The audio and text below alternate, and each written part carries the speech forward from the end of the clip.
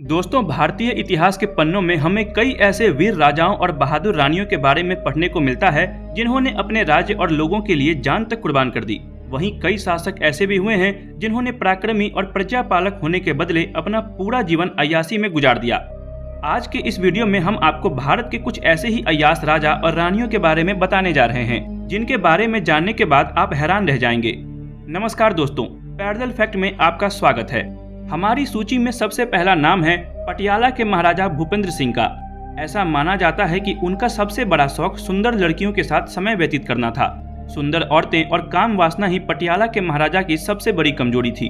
38 सालों तक पटियाला पर राज करने वाले भूपेंद्र सिंह ने 5 शादियां की थी और ऐसा माना जाता है कि उनके पास 350 से भी ज्यादा रखेल थी। कुल मिला के महाराजा भूपेंद्र के 88 बच्चे थे। पटियाला के महाराजा की अय्याशी का पता इस बात से भी चलता है कि वो फ्रेंच ब्यूटिशियन, भारतीय प्लास्टिक सर्जन, सोनार, परफ्यूमर और फैशन डिजाइनर के साथ मिलकर अपनी रखेलों को अपनी पसंद के हिसाब से तैयार करवाते थे। इन सब बातों का खुलासा दीवान जर्मनी दास की किताब महाराजा से हुआ है, जिसमें जर्मनी दास ने राजा महाराजाओं के किस्से खुल के बिना किसी लाक लपेट के बताए हैं। ये कमाल की किताब है, अगर मिल सके तो आप भी पढ़ें। जर्मनी दास महाराजा में ये भी लिखते हैं कि महाराजा भूपेंद्र सिंह नग्न पार्टियों के बहुत शौकीन थे। गर्मियों में अपने स्विमिंग पूल में महाराजा नग्न महिलाओं और मदिरा के साथ जमकर अय्याशी करते थे। इन पार्टीज में नग्न औरतों के सीने पर मदिरा उड़ेलकर शराब पी जाती थी और फिर उसके बाद सामूहिक संबंध भी बनाए जाते थे। दोस्तों, महाराजा बहुत रईस थे। आजादी के बाद जिस स्ट्रॉलिंग सिल्वर की बग्गी पे बैठ के हमारे देश के सबसे पहले राष्ट्रपति डॉक्टर राजेंद्र प्रसाद राष्ट्रपति भवन गए थे, वो महाराजा भूपेंद्र सिंह की ही थी। हमारी सूची में अगला नाम है मुगल बादशाह शाहजहां का। हम सब इस कहानी को जानते हैं और इसका कारण है खूबसूरत ताज, सफेद संगमरमर की बनी वो नायाब इमारत जो आज मिसाल है एक प्रेम की।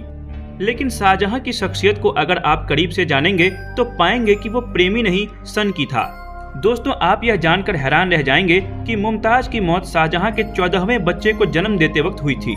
दरअसल मुगल बादशाह मुमताज की खूबसूरती का कायल था, इसलिए शाहजहां ने मुमताज के अलावा अपने किसी और पत्नी से बच्चे पैदा नहीं किए।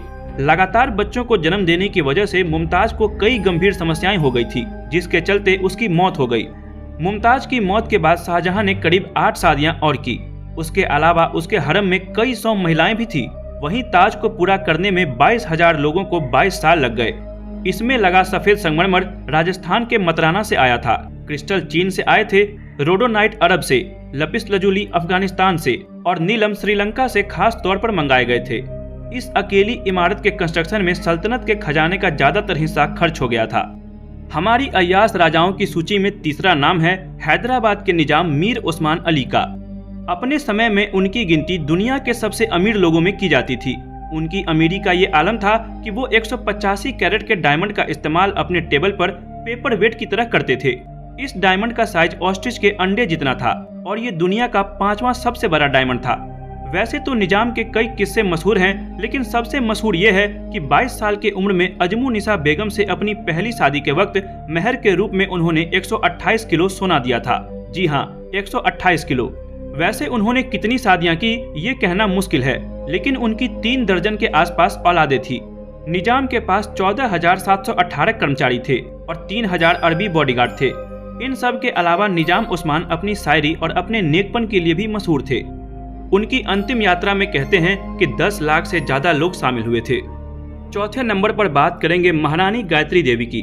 जयपुर की राजमाता कही जाने वाली महारानी गायत्री देवी का जन्म 23 मई 1919 को लंदन में हुआ था। महारानी गायत्री देवी के पिता राजकुमार जितेंद्र नारायण कूच बिहार के युवराज के छोटे भाई थे और वहीं उनकी मां इंदिरा राजे बड़ौदा के मराठा राजा महाराजा सयाजीराव गायकवाड़ तृतीय की इकलौती बेटी थी। गायत्री देवी के बारे में कहा जाता है कि वो एक बहुत ही बड़े शानदार महल में पली बढ़ी थी और उनके महल में लगभग 500 से ज्यादा नौकर काम करते थे। इसके साथ साथ गायत्री देवी को गाड़ियों और शिकार का भी बहुत शौक था। उनके बारे में ये भी कहा जाता है कि जब उन्होंने पहली बार चीते का शिकार किया तब उनकी उम्र महज 12 साल की थी। महारानी गायत्री देवी एक अच्छी शिकारी होने के साथ साथ एक बेहतरीन घुड़सवार और पोलो की अच्छी खिलाड़ी भी थी। भारत में पहली बार मर्सिडीज W126 और 500 SEL को लाने का श्रेय उन्हीं को दिया जाता है। मर्सिडीज और रोल्स रॉयस जैसी गाड़ियों के साथ साथ महारानी गायत्री देवी के पास एक एयरक्राफ्ट भी था। 1940 में गायत्री देवी का विवाह सवाई मान सिंह द्वितीय बहादुर के साथ हुआ, जिसके बाद वे जयपुर की तीसरी महारानी बन गई थी। लेकिन पति और फिर बेटी की मृत्यु के दुख ने महारानी को उबरने नहीं दिया। नंबर 5, इंदिरा देवी, महारानी कूच बिहार। बड़ौदा के राज परिवार में जन्मी इंदिरा देवी का जीवन उथल पुथल से भरा रहा। पहले इंदिरा का विवाह ग्वालियर के महाराजा माधवराव सिंधिया से तय हुआ था, लेकिन वो कूच बिहार के महाराजा के छोटे भाई के प्यार में ऐसी पड़ी कि उसने वो रिश्ता तोड़ दिया। जितेंद्र और इंदिरा शादी के बाद लंदन चले गए और फिर इन दोनों ने पूरे यूरोप की सालों तक सैर की। इंदिरा जूतों की इतनी शौकीन थी कि एक बार उसने अपने फेवरेट शू मेकर को 100 जोड़ी जूते बनाने का ऑर्डर दिया था, जिसमें से कई जूतों में हीरे जवाहरात जड़े जाने थे। नंबर 6, अब बात करते हैं जूनागढ़ के नवाब सर मोहम्मद रसूल खान की। ऐसा कहा जाता है कि जूनागढ़ के नवाब सर मोहम्मद रसूल खान महाराज के पास 800 कुत्ते थे और इन सभी कुत्तों के लिए अलग अलग 800 कमरे और पर्सनल सर्वेंट थे। जब कुत्ते बीमार पड़ते थे तो उन्हें ब्रिटिश जानवरों के अस्पताल ले जाया जाता था और कोई कुत्ता मर जाता था तो उसके लिए 1 दिन का शोक रखा जाता था। जब उन्होंने अपने कुत्तों की शादी की तब उस पर ही 20 लाख रुपए खर्च कर दिए थे और वो दिन स्टेट हॉलिडे भी डिक्लेयर किया गया था। और दोस्तों, अब हमारी सूची का आखिरी नाम है महाराज किशन सिंह भरतपुर। जूनागढ़ के नवाब की तरह ही भरतपुर के महाराजा किशन सिंह भी अपने अजीबोगरीब शौक के लिए जाने जाते थे। उनकी 1 या 2 नहीं बल्कि 40 रानियां थी। उनके शाही शौकों के बारे में जानेंगे तो हैरान रह जाएंगे। दीवान जर्मनी दास की महाराजा में किशन सिंह के जिंदगी से जुड़े कई राजों को खोला गया है। किशन सिंह को तैराकी का बहुत शौक था और उन्होंने अपने शौक को पूरा करने के लिए एक गुलाबी संगमरमर वाली झील बनवाई थी, जिसमें उतरने के लिए चंदन की लकड़ियों की सीढ़ियां बनी हुई थी। राजा के स्वागत में निर्वस्त्र स्त्रियां सीढ़ियों पर खड़ी रहती थी। इतना ही नहीं, सभी रानियां अपने हाथों में मोमबत्तियां लेकर नाचती थी और जिसकी मोमबत्ती सबसे ज्यादा देर तक जलती रहती थी, उस रात महाराजा किशन सिंह उसी रानी के साथ रात बिताया करते थे। खैर दोस्तों, आज की इस वीडियो को देखकर क्या आपको राजाओं की भोग विलास से भरी जिंदगियों से जलन हो रही है या सोचकर हंसी आ रही है कि कैसे कैसे अजीबोगरीब शौक रहे हैं भारत के इन अय्याश राजाओं के? नीचे कमेंट करके अपनी राय हमें जरूर बताएं। इस वीडियो को ज्यादा से ज्यादा लाइक और शेयर करें और अगर आप हमारे चैनल पर नए हैं तो चैनल को सब्सक्राइब कर बेल आइकन प्रेस कर लें और वीडियो के अंत तक बने रहने के लिए बहुत बहुत शुक्रिया। मिलते हैं आपसे अगले वीडियो में। धन्यवाद।